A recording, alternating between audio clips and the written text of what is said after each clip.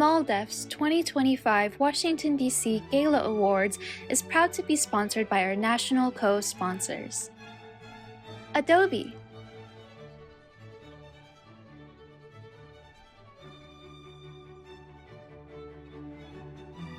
Friends of MALDEF,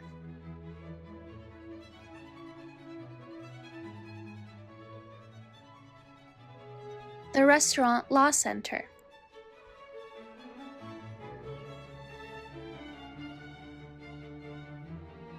thedream.us,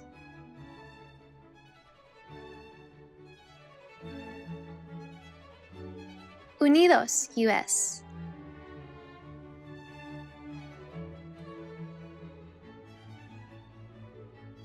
the Herrera Law Firm,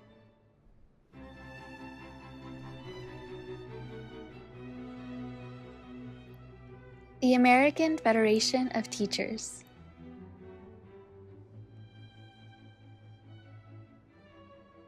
Imprenta Communications Group,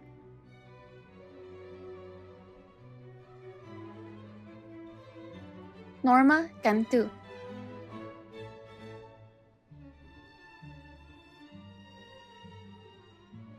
Thomas B. Reston,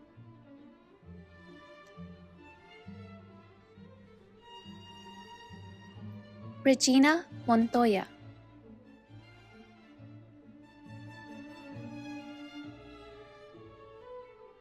the Congressional Hispanic Caucus Institute,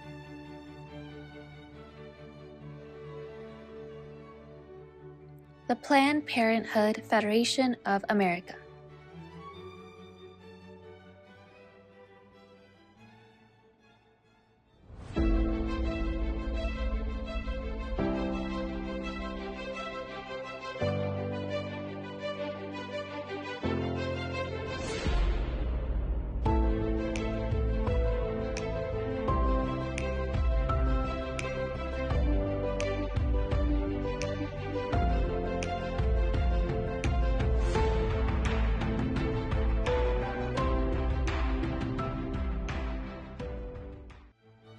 Damas y caballeros, please join me in welcoming MALDEF's President and General Counsel and your Master of Ceremonies this evening, Thomas A. Sine.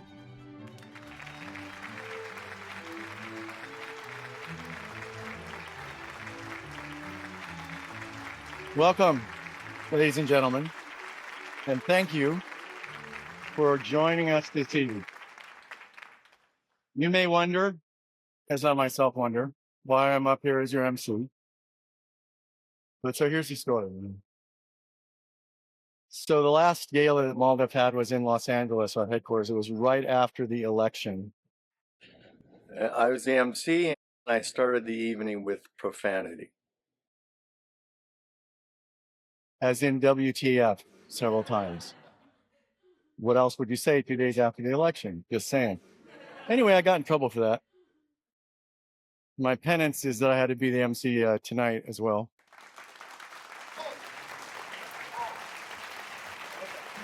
So I do want to start by telling a couple jokes. I tried to come up with one, but between not having a hotel room last night and having to walk a mile to another hotel and fuming about that, I didn't have time to choose between the three jokes that I had. So I'm going to test them out on all of you here tonight. They're all under the same theme. I just want to tell you. So be prepared. No profanity, though, because that was the condition of my penance. So they're all under a theme that ties to one of the greatest concerns that I have had in recent months, which is the number of adherents to the rule of law in law firms who have capitulated to self-evidently unconstitutional executive orders from this administration. That, for a legal organization like MALDEF, as you can understand, is an extraordinary matter of grave concern. So they fall in that category, just so that you know. So here they go. I'm going to give you the first one. So this just in, folks. The Trump administration has announced its intent to dismantle the Department of Energy as well as the Department of Education, in order to eliminate any competition for the acronym DOE as it goes about creating the new and permanent Federal Department of Extortion. No? No. Okay, so here's the second one. So it's just come out that Elon Musk is leaving the administration not because he planned only to be there for 3 months, and not because Tesla is in dire straits. I don't know how he's going to prove that, but that's another story. And not because of the ego battle between himself and the president. He's leaving because the Trump administration is insistent on having back the DOGE acronym, so it will no longer be the Department of Government Efficiency, but the Department of Government Extortion. I told you the same thing, folks. No? All right, okay, my last try. So the remaining Department of Education under Secretary McMahon has now put out guidance on a new curriculum for the high school government classes around the country. It will be requiring a pledge from everyone that they will follow this new curriculum. And this curriculum changes the 3 branches of government from the executive, the legislative, and the judicial, so that high school students will now be taught the 3 branches of government in the United States henceforth are extortion, bullying, and miscellaneous inhumanity. Tough crowd. All right, I promise you I'll tone it down from here. I know some of you are squirming in your seats. Nobody's waiting outside to arrest me or you. Trust me, the First Amendment still extends both to what I say and your right to listen to it, or not, as you choose. But I will tone it down from here. You may notice this is a slightly less crowded room than it has been in the past. And that is, as you might guess, in part because some of our friends, they still remain our friends, turned out not to have as much backbone, just like those capitulating law firms, as we might have expected them to. So I do want to thank every person in this room, because you are the diehards, the ones who, despite the widespread fears in our society, and I have to say, I would guess, particularly here in Washington, D.C., you have had the temerity to show up at a MALDEF event. So thank you so much for your support in this important way. Spread the word to your friends.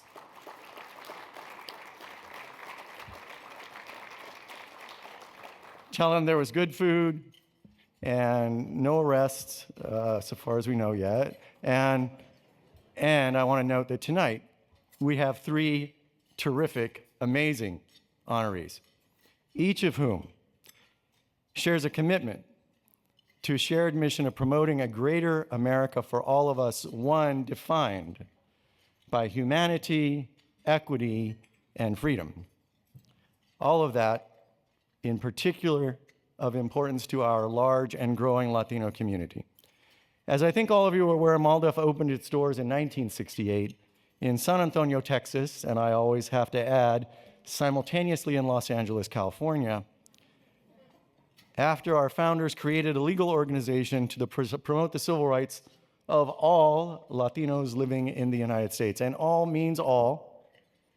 It has the exact same dimensions as persons under our Constitution. I say this because there seems to be a need for a reminder here that persons in the Constitution means what it sounds like, all persons, regardless of their immigration status or whether they have any status.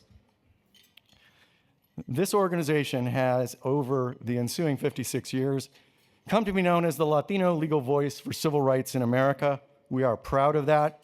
We have worked in the courts, in the halls of Congress, and state and local legislatures to create a scheme of law and policies with wide-ranging positive impact for the Latino community and for our nation as a whole. We work daily under, as you can all understand, increasingly difficult circumstances to secure the right of every eligible voter to cast a meaningful ballot, to secure equal educational opportunity for every child, regardless of immigration status or income in this country.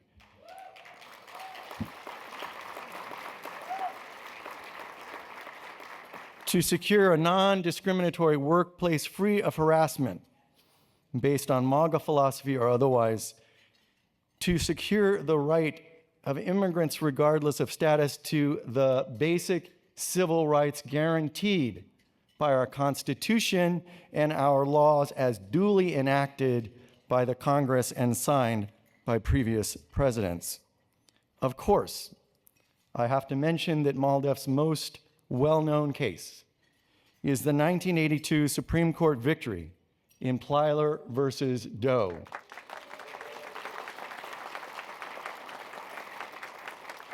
Which has guaranteed and continues to guarantee for over 40 years the right to a free kindergarten through 12th grade education for all children, regardless of immigration status. As you are no doubt aware,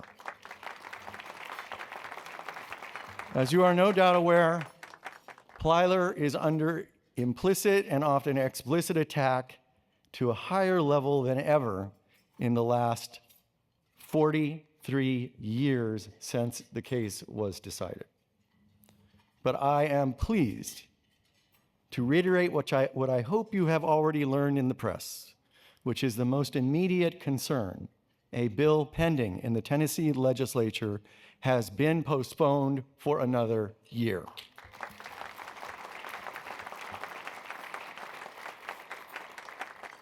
Securing Plyler would be goal number one on any MALDEF agenda, and I am pleased that that imminent threat has now, for the time being, been neutralized.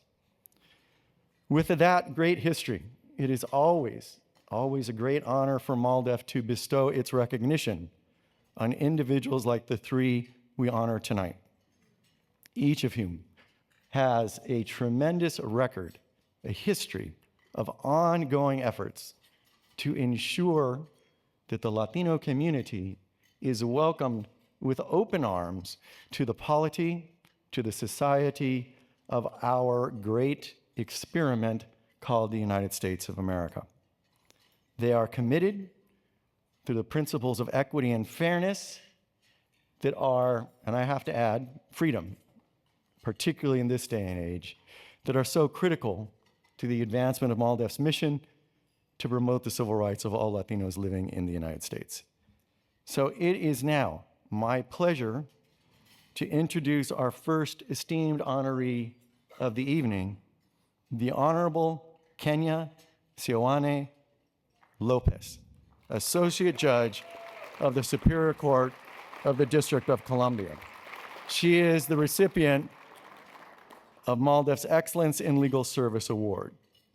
Judge Sioane Lopez knows firsthand what it means to leave her native home, come to the United States, and achieve the American dream. Her family, like so many others, made tremendous sacrifices when they decided to leave their home in Santiago de Cuba. Their journey began while Kenya was 9 years old. Her mother, Eloisa, always dreamed of a better life for her children, but never imagined that one of them would dedicate her life to upholding their new nation's constitution. The judge's love for the law and justice system can be traced to the summer of 1991, when she joined the inaugural class of the Judicial Youth Corps, a project created by the Massachusetts Supreme Judicial Court aiming to involve inner-city public high school students in the court system. Thanks to this program, the judge was able to work full-time at the Boston Housing Court, where she was captivated by the reality that people could make themselves heard by their government in a court of law. This was the American dream in action, but even so, the judge noticed that the system could be markedly improved, particularly in the area of language access. These experiences and others led the judge to go to law school in order to preserve the justice system that inspired her while also seeking to improve it for future generations. In 1997, she graduated from Northeastern University in Boston with a Bachelor of Science in Criminal Justice. In 2002, she received a Juris Doctor from the University of Wisconsin Law School. Before joining the court, she served as an Assistant Attorney General in the Child Support Division of the Office of the Attorney General for DC. She then joined the District of Columbia Superior Court as the bilingual attorney negotiator in the Domestic Violence Division. For a decade, from 2012 to 2022, she expertly served as a magistrate judge for DC, where she bravely met challenges brought on by the COVID pandemic. In 2022, she was appointed by the Biden administration and confirmed by the Senate as an associate judge on the Superior Court of the District of Columbia. Despite her demanding career as a jurist, she remains deeply committed to community service, serving as president and longtime board member of the Hispanic Bar Association of DC and co-chairing the Melvin R. Wright Youth Law Fair. Her leadership helped expand Latino student participation in this vital program, which creates future legal minds and informed juries. Her unwavering dedication to educating youth and upholding the Constitution reflect her commitment to preserving the American dream for all others. Now, please join me in watching the video profile that MALDEF created for our first honoree. Kenya, everyone will have the same first impression. She is a warm and giving person. She's smart, she's a go-getter, and she's always looking to see how she can help. I think what drives her is both her family and her culture and her personal experiences. She's an immigrant, originally from Cuba, immigrated out of Cuba into Spain and eventually to the United States. It's a story of survival, it's a story of persistence, and it's a story of helping others. So throughout her career, that has driven her.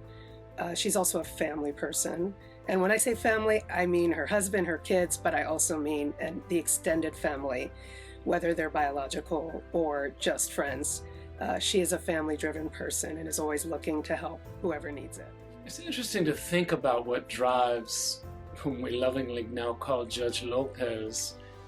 I think it's an extraordinary compassion, empathy.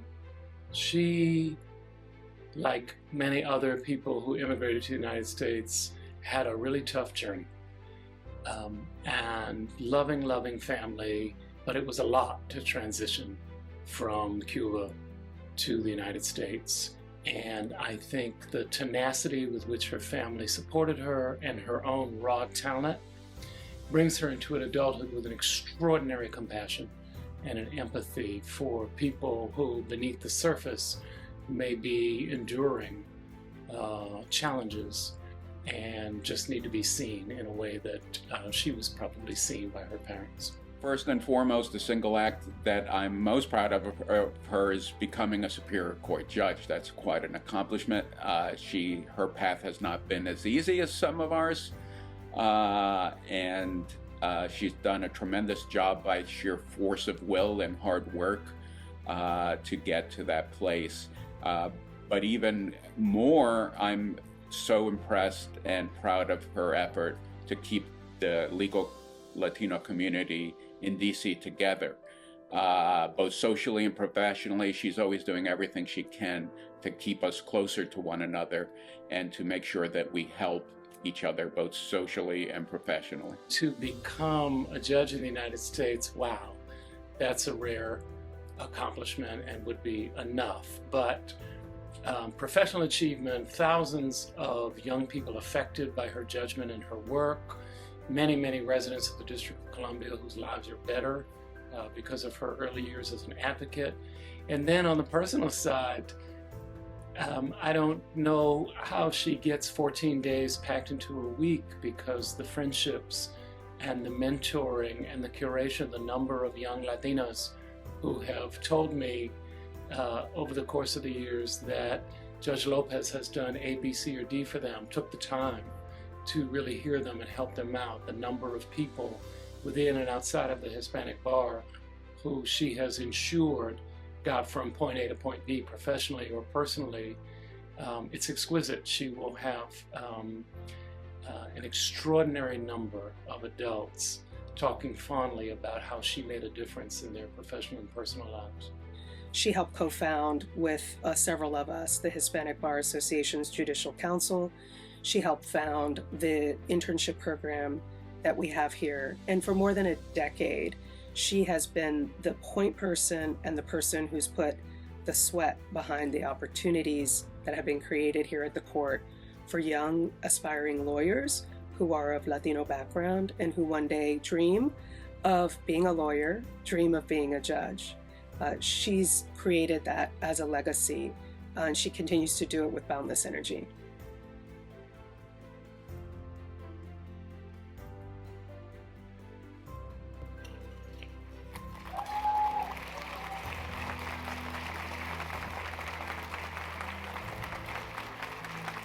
Please join me in giving a warm welcome to our Excellence in Legal Service Award recipient, Judge Kenya Sioane Lopez.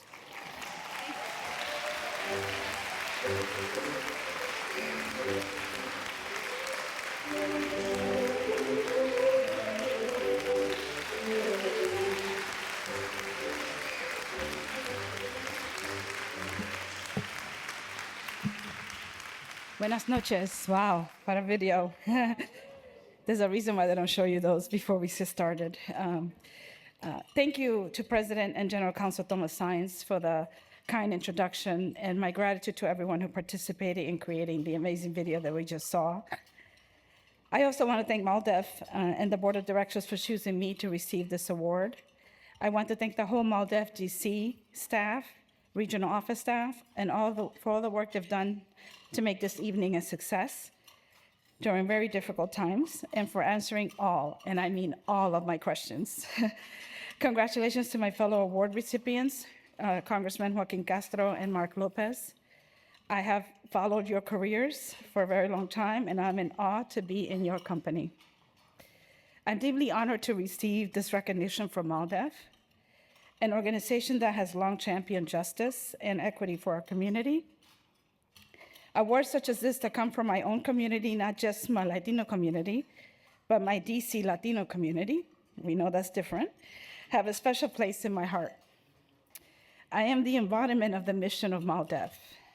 For over 50 years, MALDEF has been at the forefront of most, if not all, of the vital issues that have affected our community and which have made an American dream viable, one for many of us. I am dedicating this award to my parents. First, my mother, Eloisa, who, despite living in a tiny town in the eastern part of Cuba under an oppressive communist dictatorial regime, she had the audacity to dream a better life for herself and her family. And she acted on that dream for many years until she succeeded. Her determination and perseverance for many years to get us to the United States still to this day astonishes me.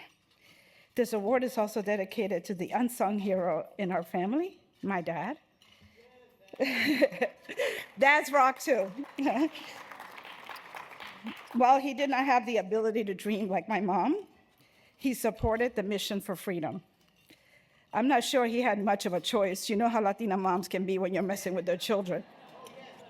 They become lions, and my mother was one of them. When it came time for him to sign over permission for my mom to take all of his 4 children to an unknown country, actually 2, Spain and the US, to an unknown future, he did not hesitate one bit. None of us knew then that it would take 13 years before we could all be reunited again. As a parent now, I know this was the most unselfish act I have ever witnessed. It is because of their courage, resilience, and unwavering love that I am here tonight. While our parents and grandparents have come here from the American dream, it really is the children and the next generation who fulfills that dream. Coming to a new country, not knowing the language, leaving your family behind, does not sound like much of a dream, more like a nightmare, quite frankly. I am thankful every day that I get to wake up and live my parents' American dream. While I work hard to uphold our Constitution and rule of law, my parents' American dream would not have been possible without the vital work that MALDEF continues to ensure that the American dream remains a reality for many. I would be remiss if I did not thank my husband, Ron, who is here tonight. None of this will be possible without his support and encouragement. As a working mother of 2 young children, he has taken a lot more than his fair share of the parenting and household tasks, which allows me the time to mentor and support the next generation of Latino lawyers and judges. I love you, Ron. Lastly, I want to thank my children, Natalia and Gabriel, who are also here tonight. They have gone many nights and activities without their mom there, and they have never, ever complained, not once. They are native Washingtonians, I'm very proud of that. But if you know them, you also know that they're also very proud of the Cuban heritage. My son can make the mean Cuban coffee. And that's how you know. Everything that I do is because of them. We work hard to make sure that they learn the skills they need to maneuver successfully this ever-changing world, to understand how privileged they are to have the opportunities that are available to them, to live a life full of gratitude for all the blessings they have, but also to instill in them the obligation to share those blessings with others. Their generation will be at the forefront of preserving the American dream.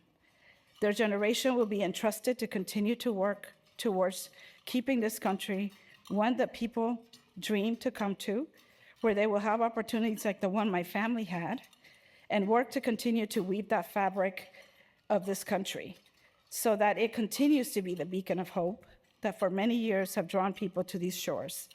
Because of them, I remain hopeful. I also want to thank the armies of mentors that have invested countless hours of helping me make my parents' American dream the wildest dream possible. And some of you are here in this room today. One of them is here tonight, a proud Maldelfian herself, Judge Marisa de Meo.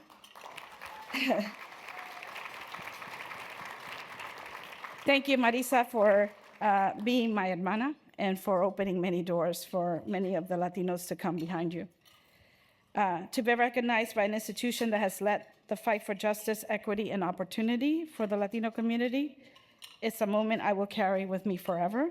Muchas gracias. Buenas noches.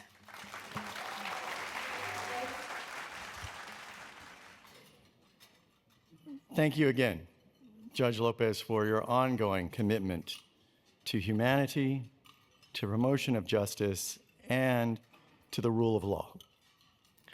These are rare commitments, unfortunately, in this day and age, and you're an exemplar for not just your colleagues on the bench, but throughout government and beyond.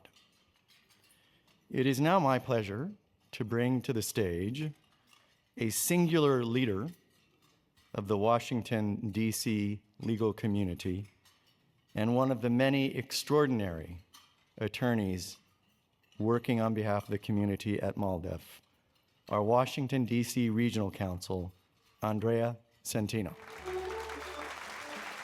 Thank you, Tom, and good evening, everyone.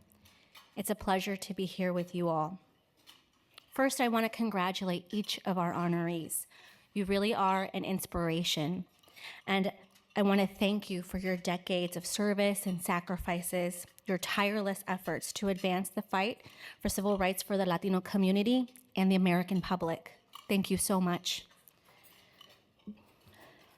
For more than 50 years, MALDEF has remained unwavering in our focus and commitment to fighting for civil rights and combating discrimination.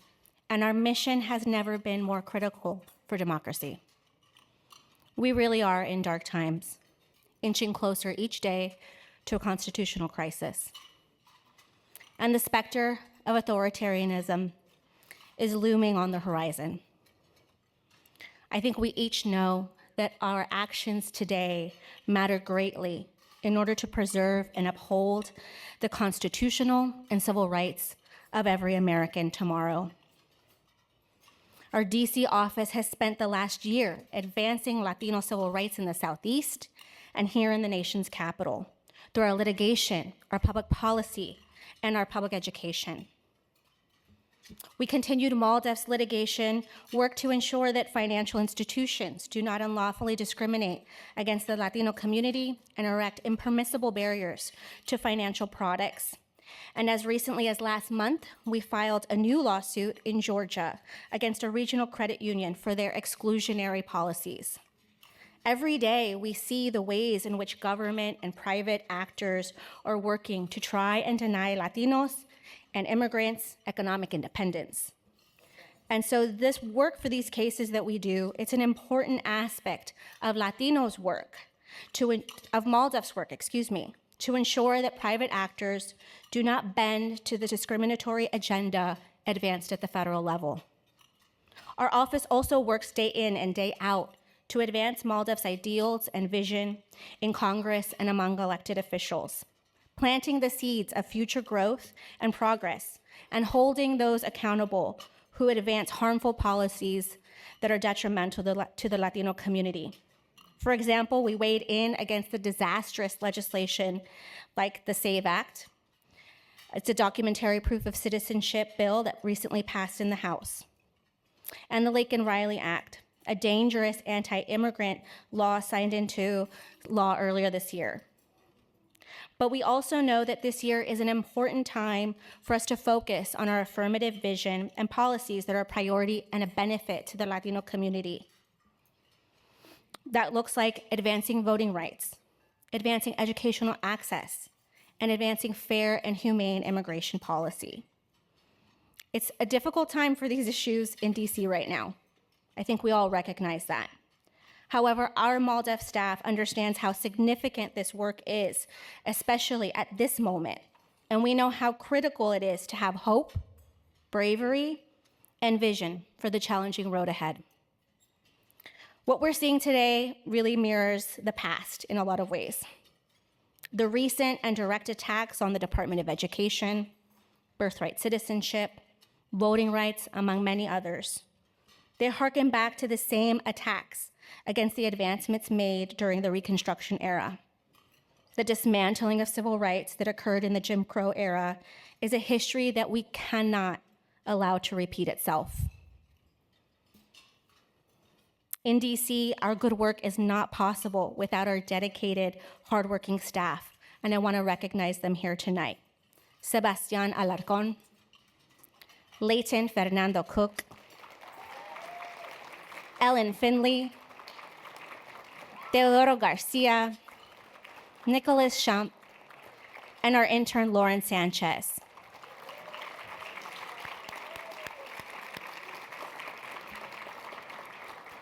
You all truly give me great hope for the future, and I thank you immensely. And really, it's so uplifting to see so many of our close partners and our friends here tonight. I know that our community is incredibly resilient, but only together can we overcome the grave threats that we face. I hope that we can count on your continued generosity, and I thank you so much for supporting the work that MALDEF does and for standing bravely with us in defense of equal protection under the law. Thank you so much. But we are going to return to our celebration of our next honoree. And it is truly my pleasure to introduce that honoree, Mark Hugo Lopez, the Director of Race and Ethnicity Research at the Pew Research Center.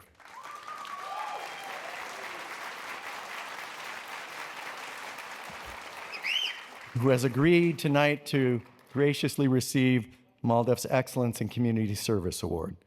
Let me say that I know many, many of you in the room, like MALDEF, rely on his work to support the compelling narrative around the need for organizations like MALDEF and others who work to ensure that the Latino community receives its due in our society. Mark Hugo Lopez grew up in Whittier, California, and is a third-generation Mexican American. His grandparents came to the United States during the time of the Mexican Revolution. It was their tenacity that carved out the space for Mark to flourish. He was an ambitious dreamer in his youth, aspiring to become a pilot, architect, astronomer, and even an economist. His childhood sources of inspiration were astronomer Carl Sagan, the economic journalist Frank Reynolds, and his father, Rodolfo Salinas Lopez, a teacher, principal, and Chicano activist. Mark may not have been the first in his family to go to college, but he was the first to be scouted and recruited by them. Harvard, Yale, UCLA all expressed interest in him. Eventually, he decided to go to UC Berkeley with the goal of joining the marching band and becoming an economist and astrophysicist. Fine ambitions. He decided to go to graduate school while working with the former chairman of the Federal Reserve, Ben Bernanke, at a summer program at Princeton. With new energy, he applied himself to his courses at Berkeley and ended up being accepted at 11 out of 12 graduate programs in the country, including Princeton. In 1996, Mark became the first in his family to receive a doctoral degree.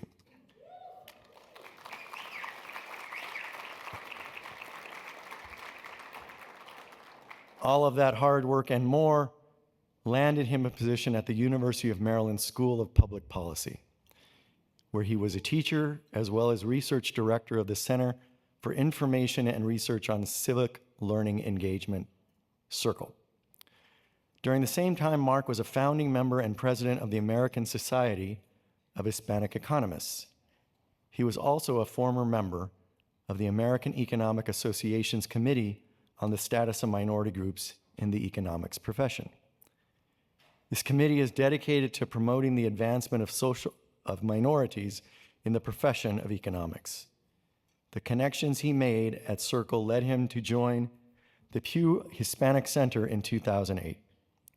He began as Director of Global Migration and Demography and of Hispanic Research. Eventually, Mark was offered the position of Director of Race and Ethnicity Research at the Pew Research Center, where he leads the planning process of their research agenda focused on gathering data to reflect the United States' changing population of diverse racial and ethnic makeup. He is an expert on issues of racial and ethnic identity, Latino politics and culture, the U.S. Hispanic and Asian American populations, global and domestic immigration, and the U.S. demographic landscape. His research is vital as it creates an accurate, evidence-based, and we know the hostility to that in certain quarters, representation of the Latino community unclouded by bias and prejudice. His dedication to knowledge serves to help us all. Please join me in taking a look at the video that MALDEF produced to pay tribute to Mark's important work. The story of Mark Hugo Lopez is a unique story about somebody who literally began the work at the very beginning of the largest demographic transformation in American history. And he wrote from those very words in the beginning and took us chapter and verse through every year of unprecedented change. And it changed not just his country, which is significant enough, it changed who we are as a people. It changed our understanding of ourselves. It changed the whole idea of Latinidad. And most of this work is all written in his hand and with his vision. And that's an extraordinary legacy to leave for anybody in any field. But for those of us who have loved and benefited and enjoyed every day of the unfolding of the Latino story here in America, in many ways, that author's been Mark Hugo Lopez. My first impression of Mark was this young, very eager, very committed graduate student from California who was just completely committed to better understanding many aspects of the world, and particularly those aspects that affected Latinos. He wanted to understand more about their lives, interventions that would make their lives better. He had a particular connection to education, which I think drew from his father. And so a young graduate student who wanted to learn economics, how to bring data and economics together to really understand the situation of Latinos and how one can make the life of Latinos much better. I met Mark many years ago. The truth is that I met him many decades ago.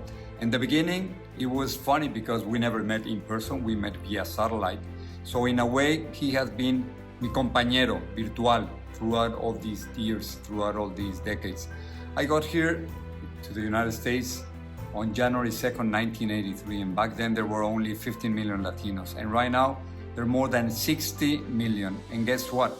It was Mark, the one who was counting it, who was making sure that everybody know who we are and where we were going. In an era of misinformation and disinformation, Mark was the person who would tell you the truth, despite the fact that there were many political pressures to change the narrative. You can always make sure that Mark was telling you the truth. Mark has so many accomplishments you could consider. I think he's, for the Pew Research Center, built a body of work around understanding Latino Americans, understanding the immigration story of America, which is a really broad and diverse story. And really, in those strengths, understanding the bigger picture of American identity, which is a multifaceted identity. It involves so many people with so many different perspectives. And as the president of the Pew Research Center, seeing that whole and seeing how it needs to represent so many diverse experiences is something Mark's really helped, both in his areas of expertise, but also in really strengthening the center across the board. I am most proud of the fact that my friend and colleague and former student, Mark Hugo Lopez, has gone on to bring his compassion and creativity and immense intelligence to questions particularly involving Latinos, but many others, to help us better understand our world and really illuminate those pieces of our economy that we did not understand before. The legacy that Mark is building, I think, is one that we're not going to fully realize for another 30, 50, 70 years. And the reason is because literally the foundation of a changing America in this unprecedented way is in so many ways written in his hand. It's Mark Lopez's work is going to give researchers in the future an understanding of what our society was going through as it became something that it had never been before. And as we become a non-white majority country towards the latter part of his career, he will be able to look back. We will be able to look back and say, these were the formative moments generations before that happened. And these are literally the stepping stones every year of who we are as a Latino people, who we are as a country, and what that means for the whole idea of America. That's a hell of a legacy.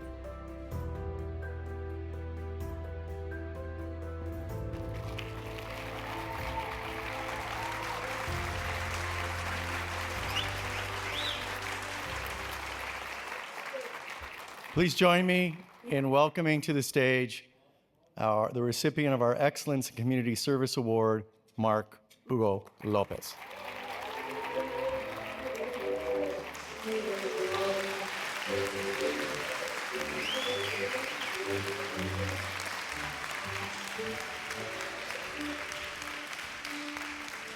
Wow. Thank you.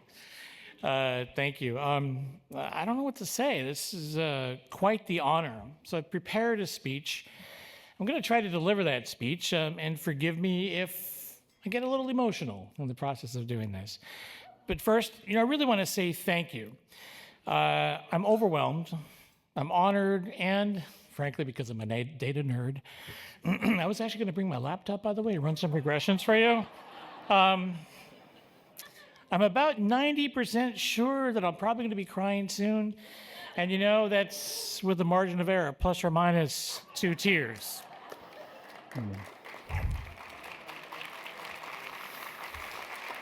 Thank you. I want to give a huge thank you to MALDEF. Tom, thank you so much for this opportunity. Thank you to the MALDEF team. Thank you to Destiny and everybody who organized today's dinner and event. As I might say, the food was statistically significant at all levels of delicious. Yeah, I know, sorry for the nerd. I was a big Carl Sagan fan when I was growing up, so I can't help myself. I also have to recognize my colleagues from the Pew Research Center over here at table 10.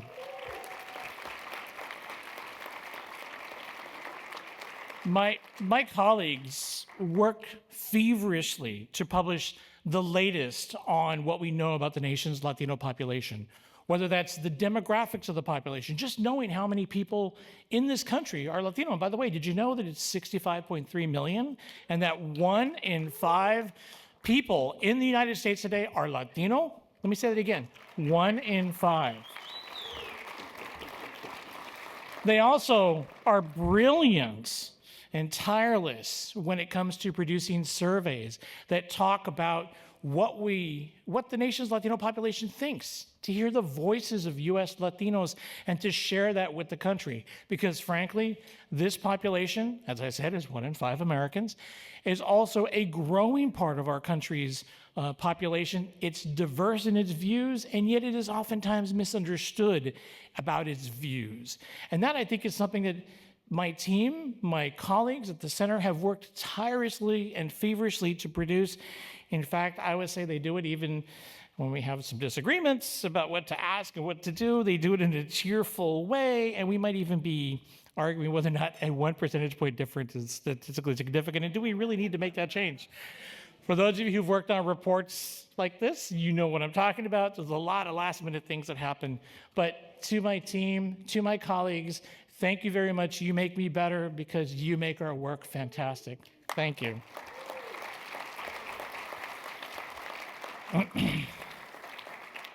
I also want to say that this work wouldn't have been possible without funding from the Pew Charitable Trusts. They took nascent, small ideas about, hey, we should explore who this growing, fast-growing population is, Latinos, at a time when folks weren't focused on Latinos as much. And they invested in the Pew Hispanic Center that led to the work that we do today, not just about US Latinos, but as Tom was saying, about other groups of Americans as well. But that template that we developed with Latino research is now shaping a lot of the research that my team does about the nation's growing diversity, the nation's growing demographics, Latinos and many other groups as well. I also want to say my mentors were very important. You heard from a couple of them in this video. Cece Rouse, who took me under her wing as a student when I was unsure about whether or not I even wanted to pursue economics as a PhD. Doug Besheroff, who helped me get landed and settled at University of Maryland. Roberto Suro, the founder of the Pew Hispanic Center. None of this would have been possible without Roberto's vision and perseverance to tell the story about a fast-growing population that, at that time, was less understood than it is today. And of course, Paul Taylor, who hired me at the Pew Research Center so many years ago. I want to thank them for their guidance and for their belief in my work, in me, and in all these years, and for reminding me that leadership is also about the people who you work with, and not just p-values. Got to get back into that statistics. I also want to thank my parents, both of whom have passed. My father, by the way, Tom, was in the 1970s and 80s. He was a contributor to MALDEF. He believed in the mission of MALDEF. Yes. And I remember the envelopes we would get from MALDEF that would arrive at the house, and I just loved the logo, and I loved MALDEF, not Waldorf, MALDEF. And my mom, Sarah, who recently passed away, but both of them really gave me the room to grow and to, frankly, be a data nerd in all the ways that a data nerd was. You should have seen the Lego set that I had. It was, imagine a huge suitcase, so like the biggest suitcase you could have, and it was full of Legos. That is what my parents, well, they supported me in all those ideas: astronomer, architect, astronaut, economist, journalist, all those things. But I want to thank my parents because they really gave me that room to grow. They nurtured my inquisitiveness, and they occasionally nudged me to look up when I got a little too focused on my studies. They were at every single football game to see the marching band perform in Berkeley, and even when they were likely to miss it, they made sure that at least one of them was there or somebody from the family was there. They were truly dedicated to my education. Here's a little side note. My parents were so dedicated that when I left Whittier for college, they had nothing to do because there were no more things to do because I was gone. They were like, what are we going to do? So they missed me so much, but they didn't want to disturb my studies. They gave me the room. They snuck up to Berkeley from Los Angeles, would take pictures of me, and wouldn't tell me they were there. And there were a couple of times that I'm like, we're at band practice, and I'm like, is that our car over there? And you see somebody get out of the car, like, and then get back in the car. Those were my parents. And when I saw the pictures at Christmas after that first year, I'm like, Dad, I don't remember when you took this picture. They were all from a long distance, right, with the zoom lens. They revealed that they were bored, they missed me, but they also wanted to make sure that I was okay. So, yes, exactly. I also want to say thank you to my partner, Bernie, who's here in the front row. And also to all my family and friends who, frankly, have tolerated long work nights, testing out questionnaires on them. Sorry about that. And all the dinner table rants about press coverage, sample sizes, and voter crosstabs. You all are amazing. But I want to finish by saying that I'd be remiss if I didn't say something about Latino public opinion and demography because it's my passion, and frankly, it's what I use at cocktail parties to interest people in things. I share facts. Tom, I got another fact for you if you want another fact. Did you know that 1 in 10 restaurants in the United States serve Mexican food? Now, that includes Taco Bell. But I just wanted to say that isn't that interesting? Isn't that interesting? Latinos, as I have been saying all through this speech, are now more than 65 million strong, which means that, statistically speaking, if there's a gathering of Americans and there's not at least one tia offering you tacos, your sample's flawed. Don't trust it. Don't trust it. Latinos are diverse, they're complex, they're deeply misunderstood by anyone who thinks of, say, the Latino voter. And I notice that I use the word the. The Latino voter as if it's a single group of a single mindset. It's instead Latino voters, because there are many who have many different points of view.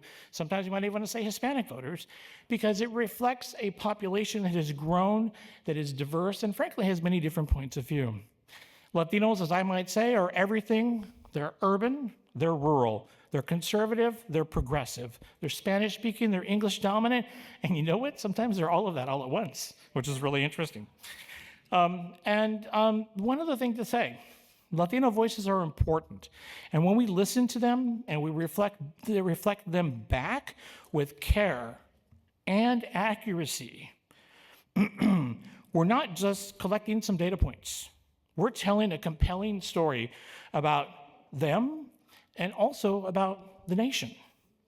So thank you. Thank you for this award, for believing in the importance of our work, of my vision, and also for making room in this space for the importance of facts. Because as Tom said, facts are important for a lot of the work that all of us do. And we're in a world where facts have oftentimes been questioned in a number of ways. So, gracias, good night. And by the way, if you need some facts for your next cocktail party, let me know. Happy to share a few with you. I might even have a cocktail for you to try called the Lopez if you're ever interested. So, thank you. Tom, thank you.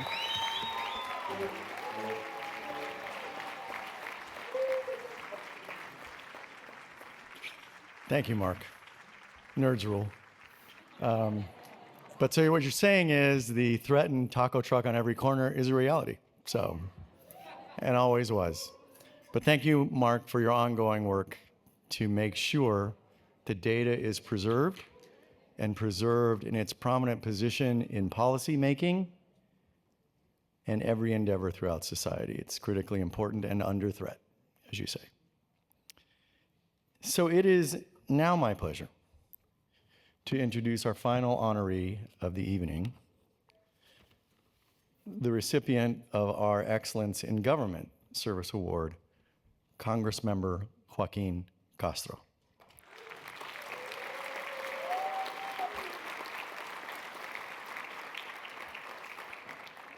As you all know, Congressmember Castro was born and raised in San Antonio, Texas. A second-generation Mexican-American, his family has a long and storied history beginning more than 100 years ago.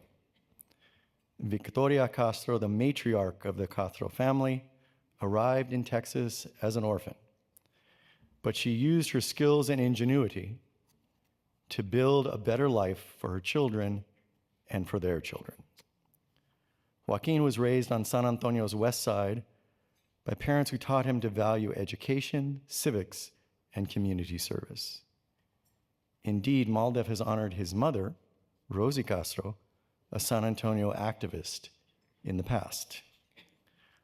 Joaquin began to build on his family's legacy of hard work and sacrifice by finishing high school a year early and attending Stanford University, where he graduated with honors in 1996. He then went on to attend Harvard Law School, where he received his Juris Doctorate degree in 2000.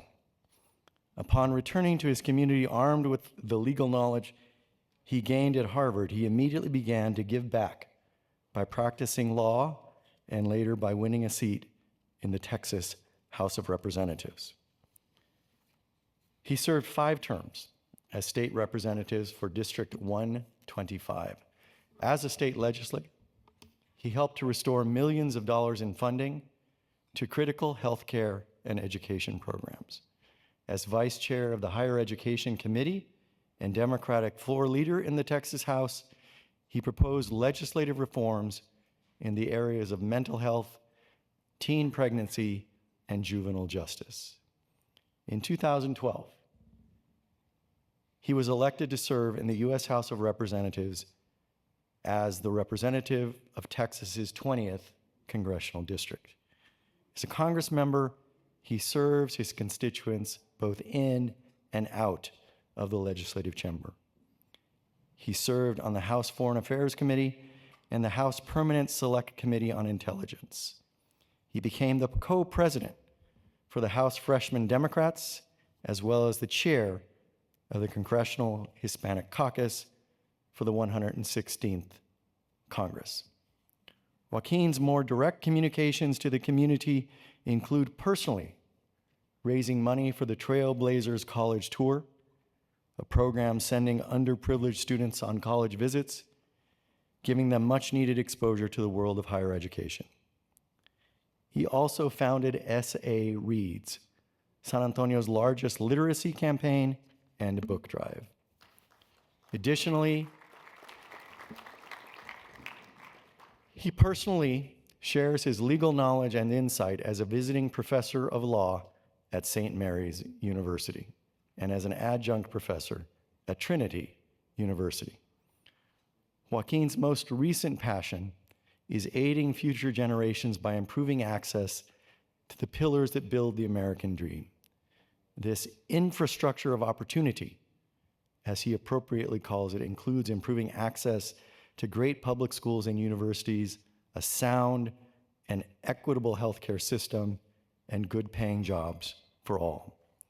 Please join me in watching the video MALDEF has created as a tribute to our esteemed honoree, Congressmember Castro.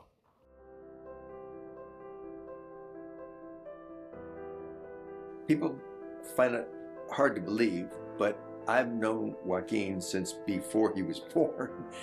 because his mother, Rosie, and I were in the same class in kindergarten. And I remember that first day, and I remember Rosie. I've known him for so long that I can't even remember my first impression, but I knew, knowing Rosie as I do, that the boys were going to be involved, that they were going to learn, that they were going to inherit that sense of public justice, the public interest. And sure enough, over all the years of high school and the years of college, I've known him all that time, over all the years of early service, state legislature and now the Congress, he has acquitted himself well, honorably, effectively, and is a leader for our times. Joaquin's accomplished a lot in his personal life, from starting out in two of the poorest school districts in Texas to getting to go to Harvard Law School and becoming the first in our family to be a professional, to become a lawyer. And Joaquin really, he's reached his dreams. I think the best part is that in reaching his dreams, Joaquin has also done what he could to try and bring others along. I think of, he established what became the largest book drive in San Antonio to provide books for kids that need it. He has fought for greater representation for Latinas and Latinos in film, in publishing, in other industries. He has stood up for more education funding here in Texas and throughout the United States so that other kids could have the same opportunities that I know he feels very blessed to have had in his own life. In many ways, his personal achievements have given him perspective and a sense that other people should be able to have the same kinds of opportunities. I'm really proud of the way that he's made use of his time in public service. There are a lot of people who do great things in public service, and then unfortunately there's some people that basically just bide their time. Joaquin has not spent a single second in public service just biding his time. He's used it to try and create opportunity for other people. There are so many young people in San Antonio, especially young Latinos, that are going to have a different kind of leadership trajectory because they've seen what Joaquin is willing to do. You know, we're oftentimes told to be quiet or to wait our turn or to be scared. And when you see somebody that's just willing to speak the truth and act on it, I think that is going to have a big ripple effect where people may not even identify it as his legacy in particular, but I know that he knows what kind of a difference he makes. I had the opportunity to travel in Latin America with Joaquin and to see, you know, leaders from across the hemisphere stand up and know that they were talking to him. It just showed me sort of the level of respect that he's built with people, whether they're the leaders of Latin American countries or whether, you know, they're just kids in San Antonio that have somebody to look up to. I think Joaquin is building a legacy of understanding.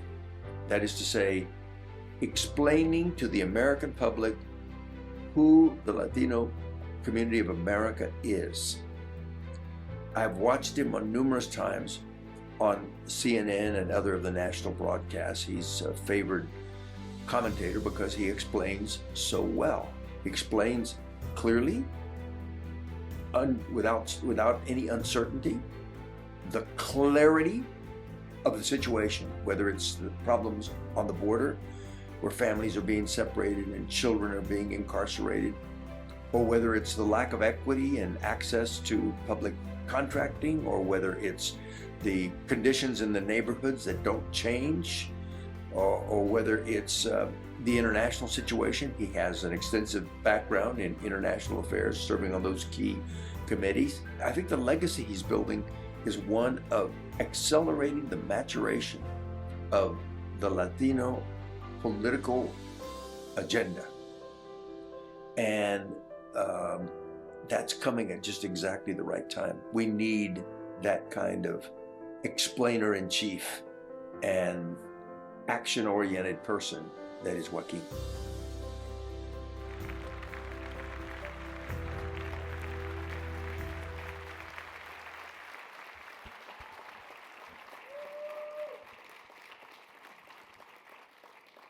So I want to say he is an acknowledged Latino leader, but I want to recognize the difficulty of his position as one of a handful of members who have to be the conscience of an extremely troubled House of Representatives.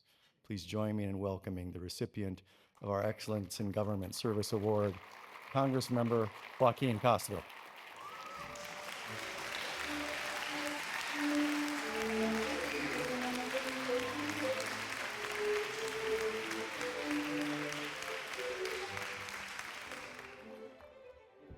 Good evening, everyone. How are y'all doing? Good. Well, I want to say first, thank you to everyone at MALDEF for this incredible recognition and honor. Thank you, Tom Sines, for your incredible work of so many years, for your leadership in the community, for battling in the courthouses across the country. And I had the opportunity one time to see Tom argue in front of the United States Supreme Court, and you were absolutely excellent for our community. Thank you. Also to the staff, to the attorneys and the staff at MALDEF who make up the backbone of the legal representation of our community, thank you for what y'all do day in and day out as well. And there's so many friends in this room that I won't have a chance to mention everybody, but I do want to acknowledge some of the leaders from the other Latino and Latina organizations who are here, Tony Tijerino, Felix Sanchez, the folks at Immigration Hub, the National Bar Association, or Hispanic Bar Association. Thank you all for the incredible work that you do as well.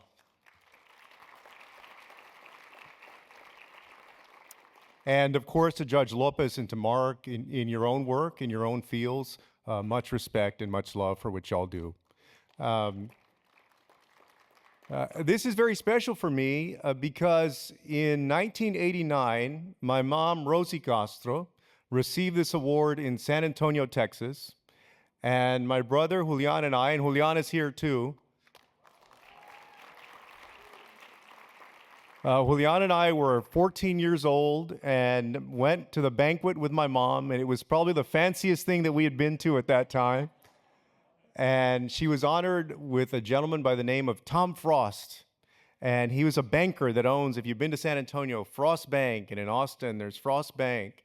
And they and a few other folks were honored that evening. And it always stood out in my mind because they gave her a framed drawing that we still have, I think, at her home that we kept from 1989. So thank you all so much for putting me in the same category, if only for a moment, with my mom.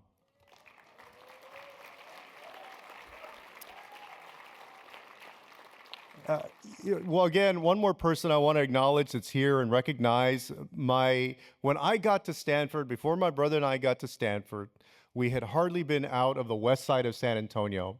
And the west side of San Antonio, even though every community and state are quite different, no community is exactly the same, but it would be like growing up in East Los Angeles. And we had barely ever left home. I think I'd been on a plane maybe once, maybe twice. And we showed up with 3 bags each at Stanford University. And one of the folks that became one of the dearest people to us there was our thesis professor and beloved professor, Luis Fraga. He's here with his wife, Charlene. Thank you, Luis. And so we spent 4 years studying with Luis political science. So any bad votes that I take in Congress, you can blame Luis Fraga for those votes. Since its founding in 1968 in my hometown of San Antonio, MALDEF has stood up. We're going to forget about LA for a second. Even though that's always hard to do, because at all of these banquets, there's 1 million people from Los Angeles. But since its founding, MALDEF has stood up for the Latino community. There hardly is a constitutional right or significant civil rights law that MALDEF has not left its impression upon. From SAISD versus Rodriguez, Plyler versus Doe, SB 1070, Prop 187, and a litany of other attacks on the Latino community, year after year, MALDEF has fought to push those back. That is an incredible living legacy.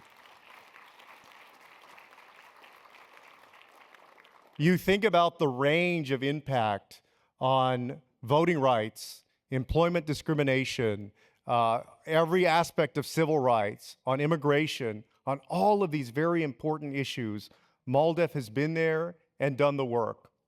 And that work is more important than ever now. You know, I know, Tom, at the beginning you mentioned that this year, just as it is with a lot of the other Latino organizations, quite honestly, people are having a tougher time fundraising. And it is a big concern of mine because I've worked with so many of the organizations who do incredible things for our community. But in some ways, the more things change, the more things stay the same. Because in 1968 and throughout the 1970s, that's how it was for MALDEF. Where others cowered, MALDEF has shown courage. So thank you so much for continuing the fight, for standing up. And Tom is also right that this is an incredibly intense time. My birthday is on the 16 de septiembre, and September 16th, and I'm in my 23rd year of public service. I spent 10 years in the state legislature in Texas, all of those years in the Deep Minority Party, and now I'm in my 13th year in Congress, and this is the most intense public service has ever been for me. And I think that it's safe to say that probably for 95% or more of the others in Congress, that's true for them as well.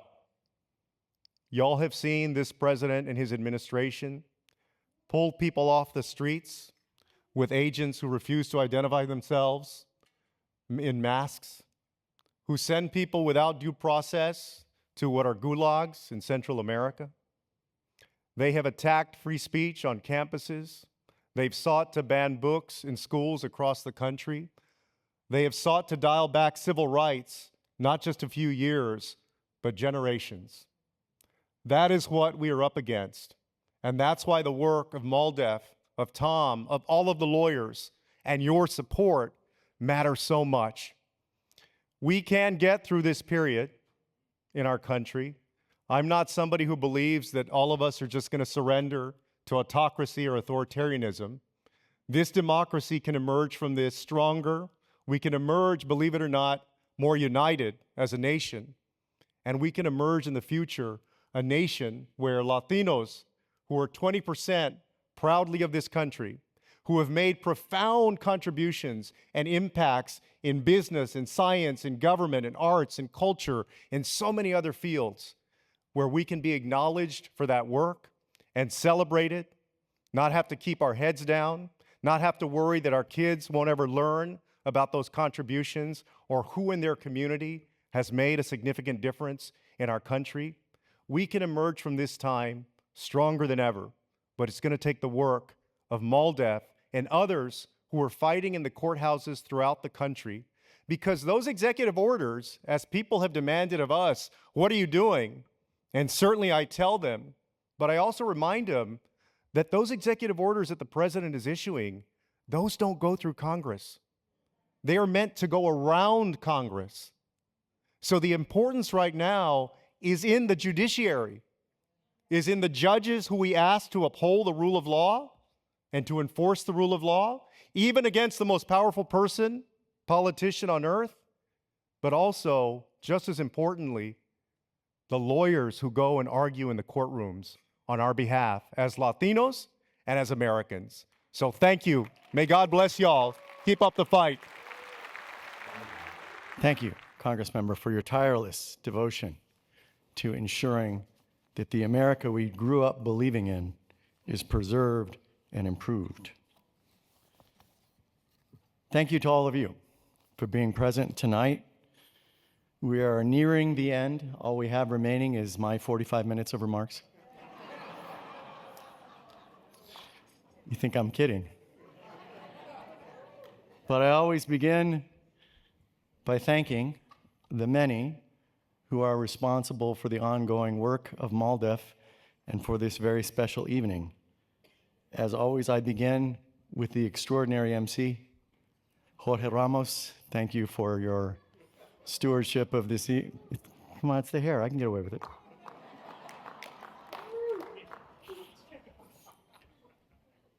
I do want to note, as I mentioned, revealing a secret to all of you, that the board meeting is tomorrow, so we have many members both past and present, of the MALDEF Board of Directors in the room. I would like to ask each and every one of them to please stand and acknowledge our gratitude for your ongoing stewardship and leadership, past and present, of this organization.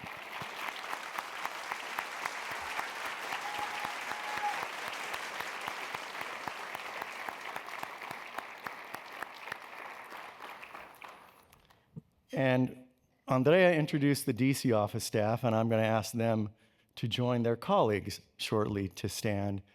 But there are other staff members here, as you might imagine. With the board meeting tomorrow, we have two vice presidents, Gina Montoya and Julie Gallego, in the room.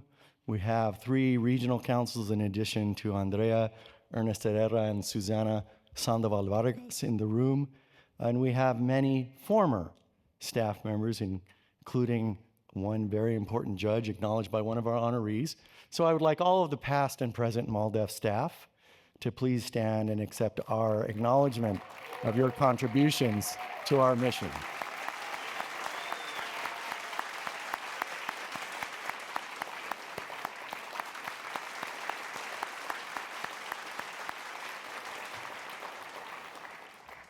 So putting together an event like this with its inspiring honorees is never easy, and it takes a tremendous amount of work. Please allow me to ask to stand and thank those responsible for this evening, including Gina Montoya, Jessica Barona, Destiny Cortez, Jose Delgado, Israel Trujillo, Bryant Gomez, Julie Gallego, and many others responsible for this terrific event.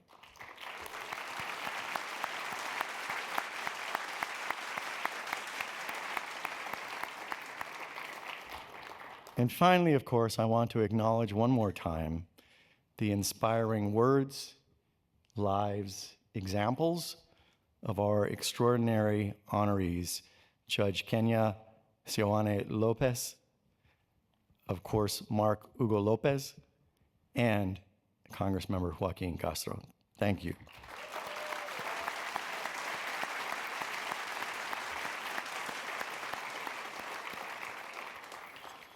It's difficult, despite the recent extraordinary effort by our honoree, it's difficult to talk about these times. We all feel in our guts and in every muscle of our body the tremendous pressure, the tremendous despair, the tremendous inspiration, actually, of the great challenges we face, unprecedented challenges in our country. I had the great honor of becoming President and General Counsel over 15 years ago at MALDEF, which means, for all of those of you who also experienced those years, I started in the Great Recession. Then we faced the first Trump term, and then we faced an unprecedented pandemic, and now we face the ever more different and even more challenging second Trump administration. But I can say that today is more challenging than any period in our recent and indeed organizational history. A year ago at this event, I spoke about the threat to the rule of law that was impending in the coming election. Now, that election came out in a way that threatens the rule of law more seriously than any administration in over a century and a half. What it means to threaten the rule of law is what we now see. It has been worse than anyone predicted. It's not just about the rule of law, and behind that, closely behind that, the preservation of democracy in this country. Anyone who grew up, as I did, having explained to us over and over in the classroom about American exceptionalism, now has to have discarded any views that our exceptionalism will somehow protect us from the dangers faced throughout every other part of the world of an authoritarian government without regard for basic human rights. It is not, as I said a year ago, solely about the rule of law. Our humanity in this country is at stake. And forgive me, Mark, but when it comes to this issue, there is no margin for error whatsoever. We live under an administration of profound cruelty, with a cavalier indifference to human consequences of job cuts, of eliminating protections for trans students and others, of suppressing data and history for the human consequences of apprehensions and removals of peaceful migrants who have labored and raised family here for decades. That cavalier indifference is the hallmark of this administration, far more even than the threat to the rule of law. We know that the steps that are being taken with that cavalier indifference to humanity threaten our economy, our unity of community, and far, far too many lives to count. But we know at MALDEF, and I hope you in the room are confident, that it remains the case that our courts are the bulwark of freedom, the protectors of democracy, the preservers of humanity in this country. And so the legal work is more consequential today than ever in MALDEF's 56-year history. And yet, we have seen far too many of the leaders of the bar in big firms that capitulate to plainly unconstitutional demands, whether you call it extortion, you call it an unconstitutional bill of attainder, or you call it the blatant denial of due process.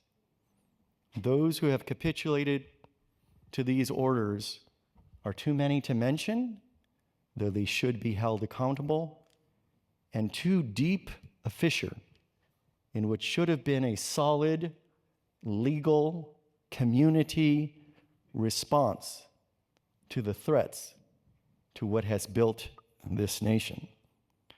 We have seen congressional leaders, yes, I regret to say as a nonpartisan organization leader, largely from one party, congressional leaders who have abdicated entirely their responsibility and their oath to preserve the Constitution in favor against all threats, foreign or domestic, whether they emanate from the White House or anywhere else in this country. We have seen too many of our leading universities and law schools capitulate themselves in advance to demands unreasonable and unlawful from this administration. We have seen too many whose responsibility is to ensure that our history and science and responsible social science are central to our ongoing progress. We have seen too many of them capitulate out of fear for funding, fear of targeting, to unreasonable and, frankly, completely irrational demands of this administration.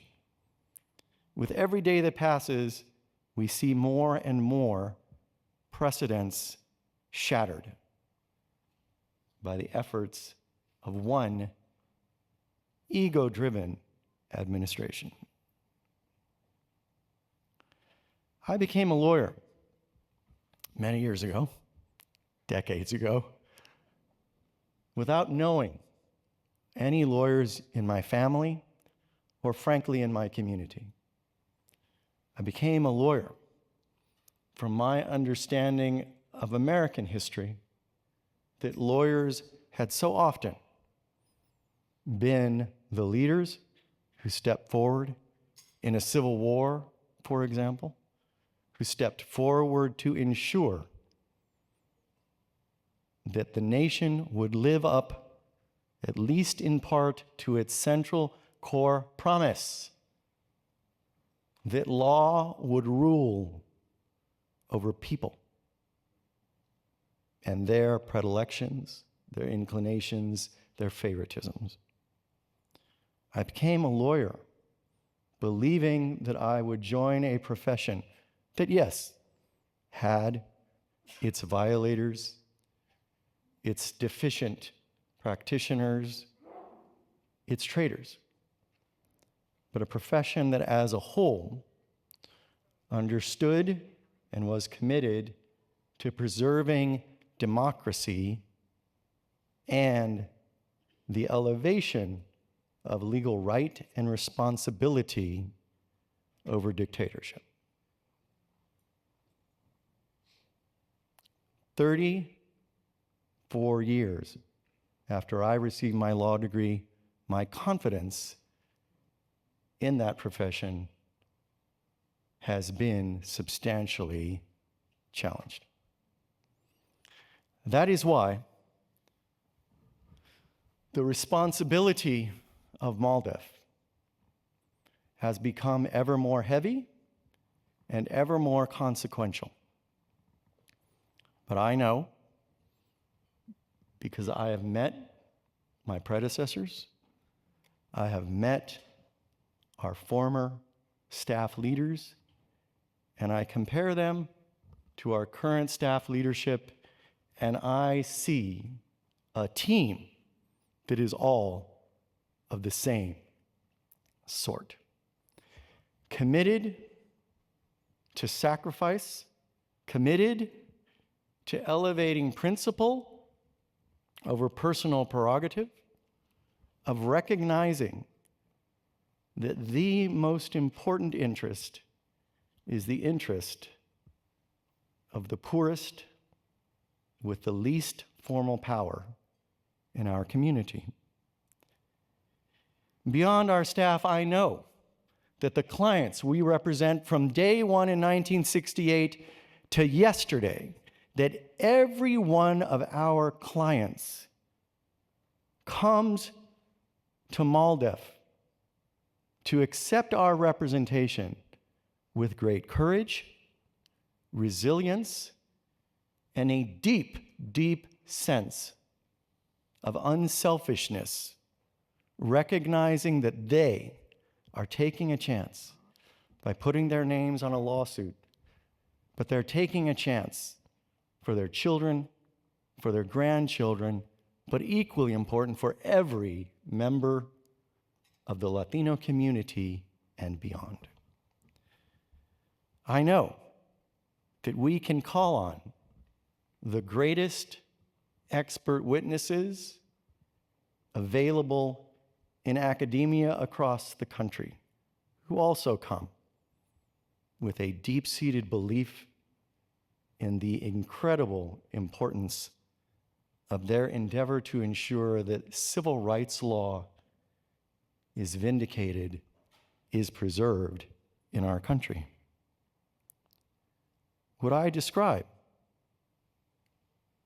the staff members, not just lawyers, but assistants, paralegals, accountants, fundraisers, community educators, our clients from all walks of life, from minor children to professionals, and our expert witnesses? I describe the breadth and length of the Latino community. And I know, and we all in this room know, that when we reflect on that community, we understand that while our community is the main target of what is occurring today, and make no mistake about that fact, the Great Replacement theory, racist as it is, concerns about DEI, and let me as a side urge all of you to reverse it. Put equity first, call it equity, inclusion, and democracy, which has the virtue of also being an acronym for ending irrational discrimination, which is what it's about. But hostility to DEI is about us. The Great Replacement theory is about us. Voter suppression in this country through the SAVE Act or otherwise is about us. And that's because the data tells us that we are the largest and fast-growing population in this country that accounted, despite a near 5% undercount, for 51% of the growth of this nation in the decade between 2010 and 2020. We are the enemy that they fear. And despite their aims, that fear is well-founded. It is not a fear that is well-founded if they moved forward in a path of integration, inclusion, and democracy. But yes, when you turn your back on the history of this nation, as imperfect as it has been, when you turn your back, as they have, on the reality of what Supreme Court majorities across the spectrum have guaranteed over the last 5-6 decades, when you turn your back on that, yes, you should fear the Latino community as your opposition. We have shown through our history the resilience, the courage, the wisdom, and the commitment, tenacity to ensure that our community will prevail. Now, we may face setbacks. The changing vote in South Texas is and ought to be a concern for all of us, of the Latino community. But the fact is that we know from long experience that our community is united around principle, whether you call it the American dream, or you call it the rule of law, or you call it a commitment to democracy. Our community is united with strength from that history, with tenacity and resilience. We are united in our commitment to ensuring that this national nightmare will end when we wake up as a nation to a great and imposing dawn of democracy and inclusion for everyone, of welcoming immigrants from around the world to improve our nation once more. A dawn of democracy and the rule of law in the firmament leading all of us. And we will achieve that dawn. We will achieve that awakening through the efforts of the Latino community. Yes, with our allies, yes, with our friends from communities far and wide, but we will achieve that awakening and that dawn through efforts led by the Latino community. And I commit to you as we end this evening on behalf of all of my colleagues that we at MALDEF will be there in the forefront, working to ensure that that mantle of extraordinarily heavy leadership thrust upon the Latino community will be ultimately realized. Thank you all for your ongoing commitment to the incredible work that my colleagues do, for your ongoing commitment to the dream and the vision of ensuring the preservation of democracy. I look forward to welcoming you all again in a year. Now, I urge you to invite your absent friends to come back to join us a year from now. Yes, there will still be a Trump-Vance administration. Yes, there'll be a ton of executive orders or extortion orders, depending on how you want to call them, between now and then. But there is nothing to fear. Tell your friends they can come back. And so I want to end where I should have begun this ending presentation with a point of personal privilege. I want you to ensure your colleagues that Orwell's big brother will not be here a year from now at the MALDEF event. But I do want to acknowledge that Tom Sines' big brother is here. And that's my brother, Colonel James Edward Sines, who's in the back.